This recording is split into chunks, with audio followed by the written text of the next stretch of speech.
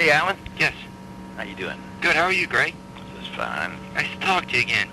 We spoke 2 years ago, maybe, when you were here.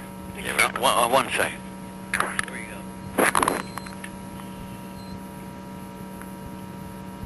Okay.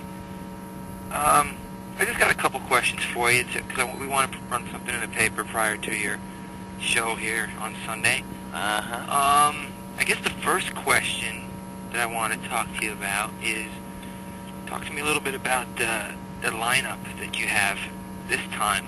You have a new fella, Jimmy Herring, playing with you? We have O'Teal Burbage playing bass. Okay, right, yeah, two new guys. Jimmy Herring playing guitar. Right. Jimmy Herring, who's from Atlanta, who we got from, when we got him, he was playing with Phil Lesh, but he filled in 1996 at the Fillmore West and a couple other gigs when Dickey left the tour. Okay. He left us mid-song. Mid-song? Wow. Yeah. Okay. He's done it a couple of times. See, man, I mean, the whole thing has been boiling up for years. Right. So let's talk about that. I was going to ask you about that I know later. it's the next question. But yeah, I guess Let's finish this one. Anyway, I met him then. Okay. And the thing about it is, O'Teal and him and Derek Trucks, who plays slide, who's Butchie's nephew, right, who's turned 21, who plays like he's 61,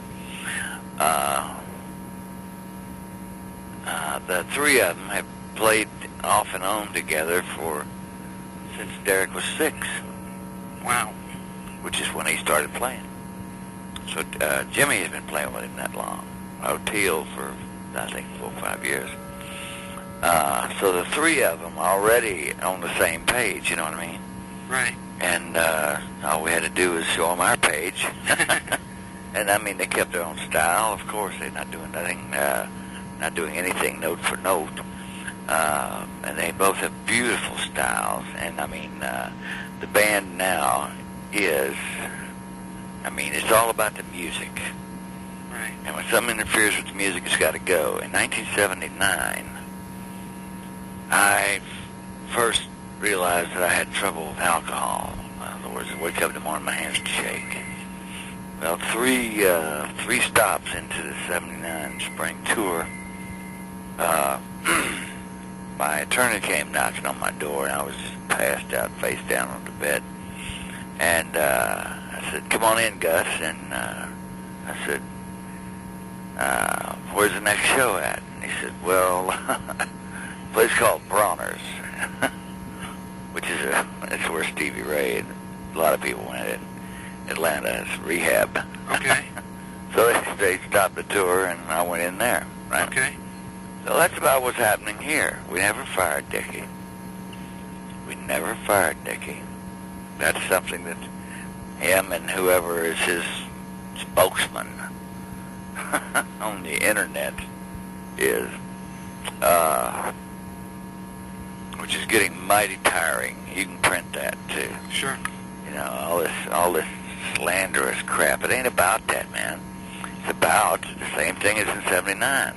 I, of course, was just muttering. I wasn't even singing.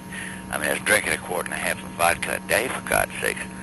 How the hell can you perform under that, you know, or do anything else but drink vodka? Right. That's 24/7 there. I know, and I'm 4 years sober now, and I am so thankful. So thankful. So anyway, that, as much as he'll deny, which is another thing in itself, denial. See, I mean, I was going to figure out a way to drink. Right. I'm sorry. One's not enough and a million's... Now, one's too many and a million ain't enough. It's the old AA saying. I don't go to AA. And, they can call me hypocrite all they like, but it's getting up in here. Well, I mean, we're not spring chickens anymore. I'm 52, Dickey's 56.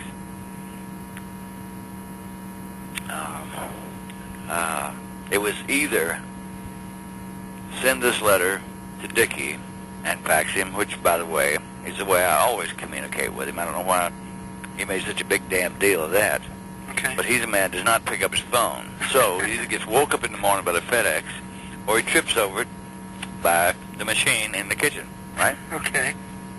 And that pretty well, if you want to get somebody, get a message to them that's important, that's the way to do it. Right there. And because you're going to get it. Right. You got to sign for it, and you can specify to sign for it, you know. That whole shit. So, I mean, that wasn't the deal, you know. And we had a meeting after that, which absolutely was fruitless.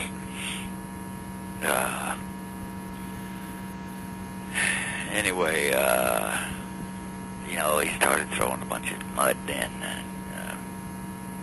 No, don't print that. Don't print that. Okay. Anyway, it didn't seem like we got anywhere at all. But on the lighter side of things, the band is smoking. I mean, Greg, I want to talk about all that, but just to wrap that little section of our talk up, is the door open for him to return if he gets himself right? Mm-hmm. Okay. Yeah. So this was done more, maybe first and foremost out of concern for the music, and if not equally, at least part out of concern for a guy you've known half your life. Well, it's up to him to, you know, to take care of himself. I mean, see, nobody helped me to get sober because they couldn't. They tried, for God's sake. Right. If they could have, hell, I'd have been sober years ago. Right. Man's got to do it by himself, you know. And once he starts to help himself, I mean, he gets all the help he needs. Right. And I don't know. The first thing, it seemed like the only thing I had to do was admit that I cannot drink the shit. I mean, if every time you ate tomatoes, you broke out in hives, by God, pretty soon you'd stop eating them sons of bitches, wouldn't you? Yeah. Okay. But drinking is something about it, you know. They all drink, why can't I? You know, because there ain't nothing like sitting down with the gang, having a damn cold beer, you know, or cold something stronger. I never drank much beer. I went right to the hard shit. But it's over, and it was. I rarely even think of it anymore. But when I do, it's like a real gray part of my past. And thank God, it seems like it didn't last very long. Though I did. I know I insulted many people. I know I got on stage when it was probably a joke. Well, the difference is there's proof in the pudding. So just come hear the band, and you'll see. Right. What do you think? And it was in. Let me talk about it. Sure. Really impress the point that if it was either do this with Dickey like this, or kablam, no more Allman Brothers. I was walking, Butchie was walking, J-Mo was walking. That pretty well shoots it down. Yeah. What do you think, since your band did get back together 11 years ago after taking pretty much the 80s away from the band? Well, we had to. There was no place for us in the 80s. The age of electronic music. Right. You know. The Bee Gees and all that. Right. Since you've gotten back together, though, I mean, this band has gotten, I don't know, probably bigger than ever. I mean, you come out on the road about every other summer, it seems, and just kill. I mean, the Fillmore thing in New York, every year, selling out, a dozen nights. That's right, and I didn't think that it had enough of that. I didn't think that this band, it was time for it to go. Mm-hmm. And so I knew it was going to get some ridicule. I knew that the attendance was going to be down, and it is. But I tell you what, people leave there saying, boy, we still got an Allman Brothers band. I'll be damned. Yeah. Why do you think that is? What do you think the lasting appeal of this band is? Man, I don't know now. It's getting mighty skimpy. I don't know, but I personally think it has a lot to do with the drums. The drums? Yeah. Why? I don't know. They're such a driving force, and they're just they meld together so well. When I spoke to you 2 years ago, I remember a good part of our interview, because I actually read it yesterday, because I had pulled it out and looked at it, and a good part of our conversation was talking about you and how after pretty much 30 years of traveling with in hotels and sound checks and bus rides and planes and concerts, that you still loved it as much as ever. I do. Still the I same? do. I do now. I do. Oh boy. I was probably not specifically talking about doing that with the Allman Brothers. Okay. I'll have to confess. Okay. But with my band, it was still that good old kick in the pants. Mm-hmm. And now with the Bros, it is, listen, it's like the old days, man. You're having a great time. Is this the best time you've had and with the Allman Brothers? I'm not by any means saying ding dong, the wish is dead. Right. I'm just saying that the problem is straightened out. The new blood has really breathed some new life in this thing. How do you guys keep it fresh for your audience? Oh, that's it right there. We got the new blood. Of course, they're going to play it a little bit different. Right. But it's basically going to be the same. Well, I mean, as long as I'm writing a lot of it, singing a lot of it, and arranging a lot of it. I mean, you can pretty much tell my songs. You're right. And we still do some of Dickey's songs. Instrumentals, anyway. We wouldn't dare do any vocal songs, so I'm pretty sure I could tear a blue sky up. No, you don't want to print that. No. Anyway,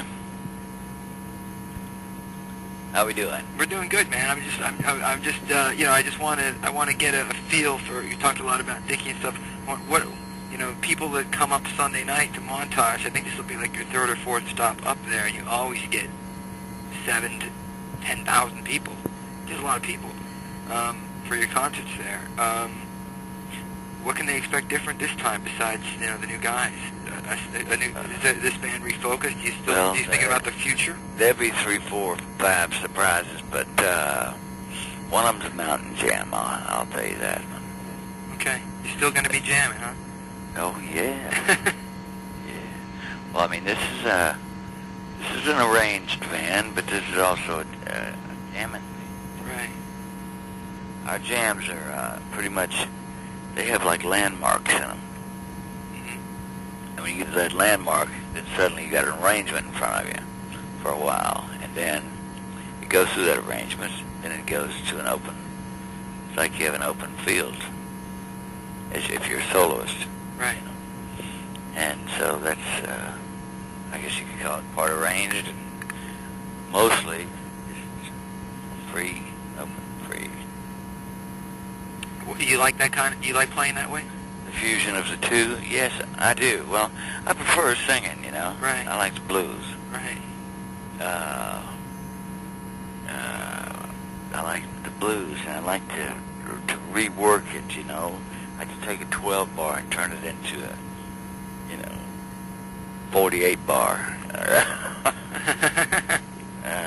Or just take a 12 bar and just try to hit every chord but the tonic, the 1, 4, and 5, Right. Like go up to the ninth and 11th and 5th. Do you see this? Do you see this band, Gregg? With the current lineup and the new guys, maybe recording and continuing on for years to come? I don't see why not. I don't see why not. This is so. I mean, talk about a serious mass deja vu. I mean, it was like the first day we all sat down in Arlington, and damn Derek, man, he plays the same kind of guitar my brother did. I mean, wow. It's hard to tell you. I really would have to show you. Right. And I don't know if you get the same feeling because, in the seat that I'm in, right. It is the most beautiful thing that I believe could happen to anybody. It's almost like having your kids grow up and be just like all your band members now, or having all your band members' kids grow up and play with it. I don't know. It's just like another whole generation round of Allman Brothers, Right. I don't know how it happened. That's very cool. But we wound up with the perfect players. Well, Greg, we're really looking forward to having you up here again on So are we. Sunday, and I'll bring a copy of the story up, and I'll give it to your sound man or somebody, so make sure you get a chance to look at it yourself. All right. I wouldn't really I usually say this, but we're looking forward to coming there. All right, man. And anywhere else. We'll see you Sunday. Okay. Thank you. Bye.